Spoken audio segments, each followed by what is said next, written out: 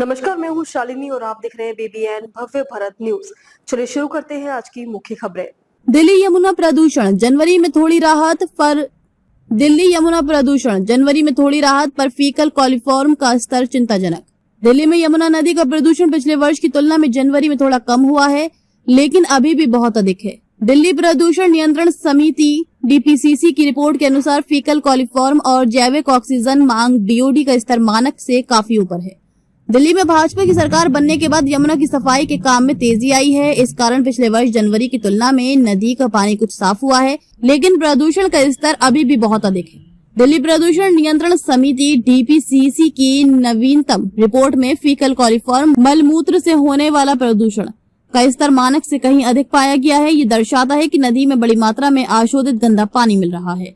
DPCC प्रत्येक माह यमुना में प्रदूषण की स्थिति पर रिपोर्ट जारी करता है, लेकिन पिछले कुछ महीनों से नियमित रूप से रिपोर्ट नहीं आ रही थी। लगभग एक महीने की देरी से सोमवार को जनवरी और फरवरी की रिपोर्ट जारी की गई। इसमें फीकल कॉलिफॉर्म के साथ ही जैविक ऑक्सीजन मांग बीओडी भी निर्धारित मानक से अधिक पाया गया है।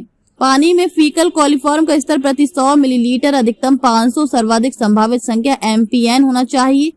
इसका स्तर 2500 एमपीएन से अधिक होने पर पानी उपयोग योग्य नहीं रह जाता। पिछले वर्ष फरवरी में असगरपुर में ये 1.7 करोड़ तक पहुंच गया था। इस वर्ष जनवरी में असगरपुर में फीकल कॉलिफॉर्म का स्तर 3.50 लाख एमपीएन 100 मिलीलीटर रहा। अन्य जगहों पर ये 3300 से 2,20,000 एमपीएन 100 मिलीलीटर तक रहा। केवल पल्ला में ही मानक के करीब 2700 एमपीएन 100 मिलीलीटर था। बीओडी का स्तर 2.5 से 52 मिलीग्राम लीटर तक दर्ज किया गया, जबकि मान्य सीमा 3 मिलीग्राम लीटर है। फरवरी में स्थिति थोड़ी बेहतर हुई, लेकिन अभी भी गंभीर बनी हुई है। फरवरी में विभिन्न स्थानों पर फीकल कॉलिफॉर्म 1200 से 1,10,000 एमपीएन 100 मिलीलीटर तक रहा। वहीं पिछले वर्ष दिसंबर में फीकल कॉलिफॉर्म का स्तर 92,000 और नवंबर में 24,000 एमपीएन 100 मिलीलीटर था। डीपीसीसी दिल्ली में Palla, Wazirabad, ISBT bridge, ITO bridge, Nizamuddin bridge, Hindon Cut, Okhla barrage और असगरपुर से यमुना के पानी के नमूने लेकर फीकल कॉलिफॉर्म, बीओडी, घुलित ऑक्सीजन, डीओ सहित अन्य मापदंडों की जांच करता है।